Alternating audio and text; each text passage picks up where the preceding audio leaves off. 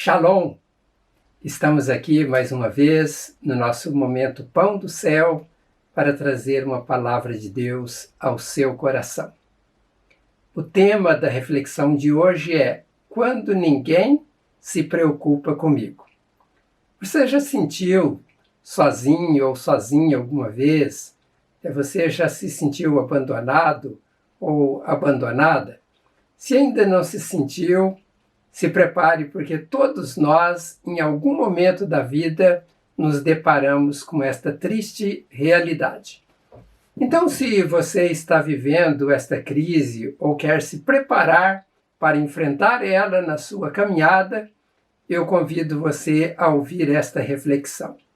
Para isso, eu vou utilizar um relato bíblico registrado no livro de Salmos, capítulo 142, versos 3 e 4. O texto lá em Salmos diz o seguinte: Quando meu espírito se desanima, és tu quem conhece o caminho que devo seguir. Na vereda por onde ando, esconderam uma armadilha contra mim. Olha para minha direita e vê, ninguém se preocupa comigo. Não tenho abrigo seguro, ninguém se importa com a minha vida. Este Salmos foi uma oração de Davi, quando ele ainda não tinha se tornado rei em Israel. E ele fez esta oração em um momento muito ruim de sua vida. É quando ele estava vivendo como fugitivo, e foi parar dentro de uma caverna. Davi teve momentos de glórias, momentos de muitas alegrias, de satisfação pelas conquistas alcançadas, mas ele teve também momentos sombrios em sua vida. A vida é assim. Algumas vezes estamos festejando, outras vezes estamos celebrando conquistas, mas há momentos na vida em que estamos tristes, arrasados, angustiados, isolados dentro de uma caverna. Foi isso que aconteceu com Davi. Ele estava vivendo momentos sombrios da sua vida dentro de uma caverna. No contexto aqui, Davi estava fugindo para não ser morto pelo seu próprio sogro. E veja que o sogro de Davi não era uma pessoa qualquer. Ele era o rei de Israel, o homem chamado Saul. E o motivo de Saul querer matar Davi está registrado no livro de 1 Samuel, capítulo 18, versos 6 até o 9. E isso aconteceu logo depois de Davi ter matado o gigante Golias. Aquele texto vai narrar que quando os soldados estavam voltando para casa, depois de Davi ter matado Golias, as mulheres de todas as cidades de Israel saíram para encontrar o rei Saul. E encontrando ele, elas cantavam canções alegres, dançavam e tocavam pandeiro e lira. E elas alegravam-se cantando, dizendo assim: Saul matou 1000, Davi matou 10.000. E o resultado é que Saul não gostou desta cantiga ou deste canto destas mulheres. Ele ficou muito zangado. Ele disse: olha, para mim as mulheres deram 1000, mas para Davi elas deram 10.000. A única coisa que está faltando agora é Davi ser rei. E diz a palavra de Deus que desse dia em diante, Saul começou a ter ciúme de Davi e a desconfiar dele. Vejam que Davi não tinha culpa, era um ciúme do rei, ele tinha o medo de perder o trono, de perder o poder. Às vezes na vida, quando as coisas dão certo para nós, ou até mesmo quando somos elogiados, há pessoas que se levantam contra nós. São os ciumentos, são os invejosos, são, na verdade, os instrumentos de Satanás que se levanta para tentar nos derrubar. No caso de Davi, tinha um agravante. Ele estava sendo ameaçado pelo pai da sua esposa. Era ali um problema familiar. Isso deve ser algo muito triste e muito perturbador para qualquer pessoa. Todos nós sabemos que Davi era um homem valente, um homem que uma certa vez, pastoreando ovelhas, um leão apareceu e atacou uma das ovelhas, e a história bíblica diz que Davi correu atrás do leão e o pegou pela juba e o matou. Veja que coragem deste homem. A Bíblia relata ainda que, em uma outra ocasião, um urso também atacou as ovelhas e Davi também o matou.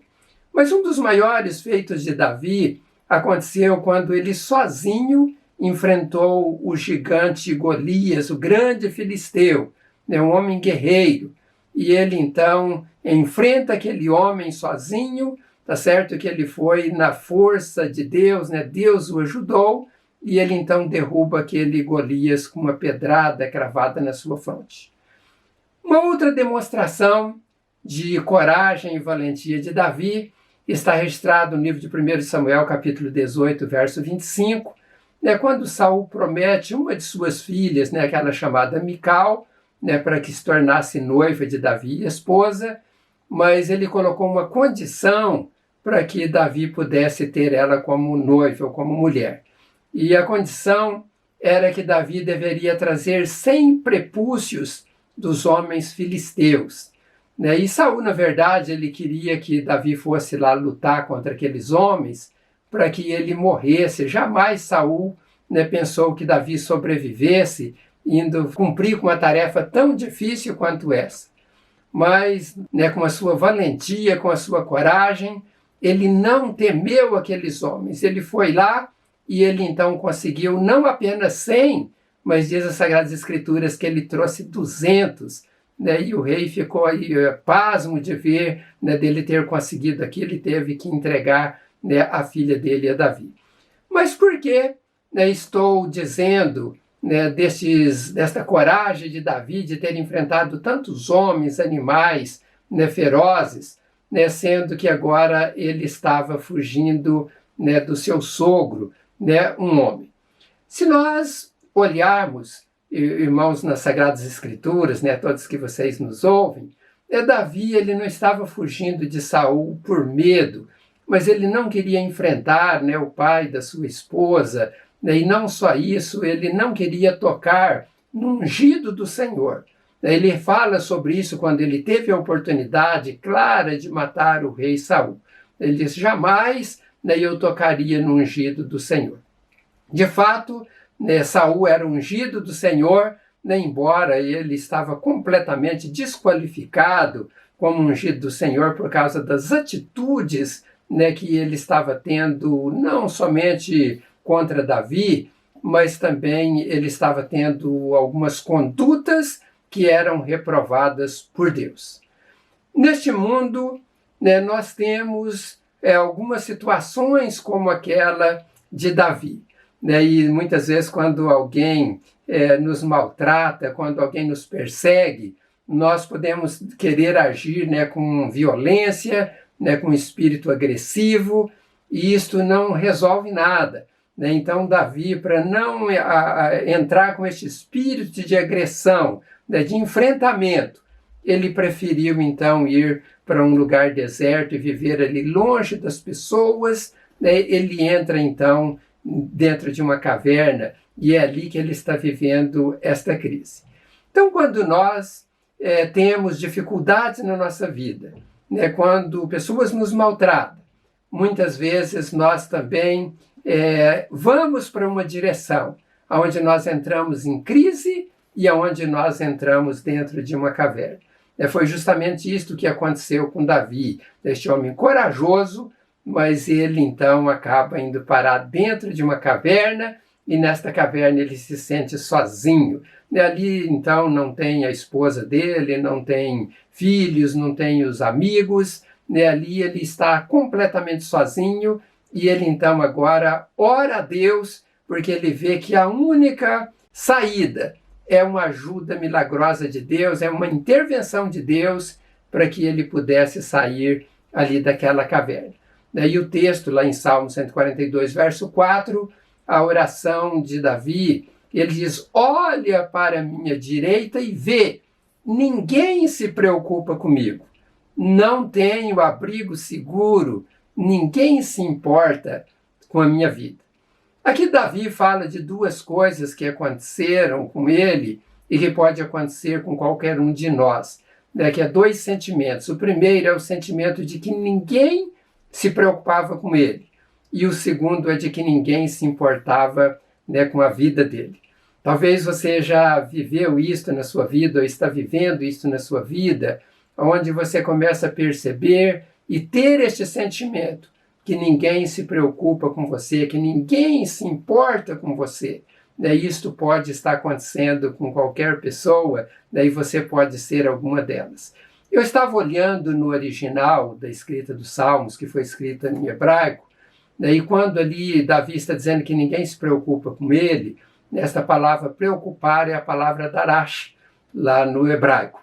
E esta palavra, ela tem o sentido de que ninguém procura, ninguém está indo atrás, além do sentido de preocupar. Então, muitas vezes as pessoas estão vivendo esta crise, diz, olha, ninguém preocupa comigo, eu estou aqui, ninguém veio me visitar, ninguém veio me procurar, eu estou isolado, eu estou sozinha. E aí eu quero levar você a pensar naquilo que Davi estava pensando, de que ele não estava sozinho porque Deus estava com ele.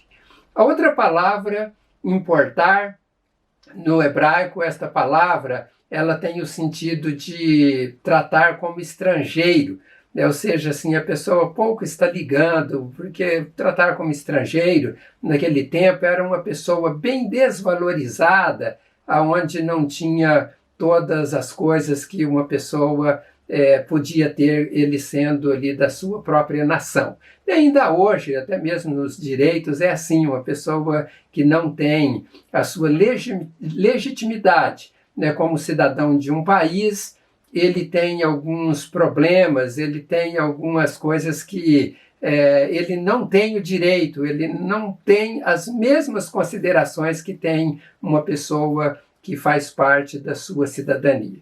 Então, isso aconteceu com Davi, nessa questão de não importar. Às vezes as pessoas não se importam umas com elas. Eu não citei essa palavra do hebraico, mas é a palavra nakar, essa palavra importar. Então, ninguém se importava com ele, ninguém se preocupava com a vida dele, mas veja o que Davi diz para Deus na sua oração. Ele diz, quando o meu espírito se desanima, és tu quem conhece o caminho que devo seguir. Ou seja, eu estou desanimado, meu espírito está abatido, eu não sei o que fazer, mas é o Senhor que conhece o caminho que eu devo trilhar e eu quero que o Senhor me ajude porque eu quero trilhar neste caminho de vitória. Esta é uma oração que nós devemos fazer para Deus quando nós estamos com o espírito abatido, quando estamos desanimados, quando estamos vivendo como se estivéssemos dentro de uma caverna.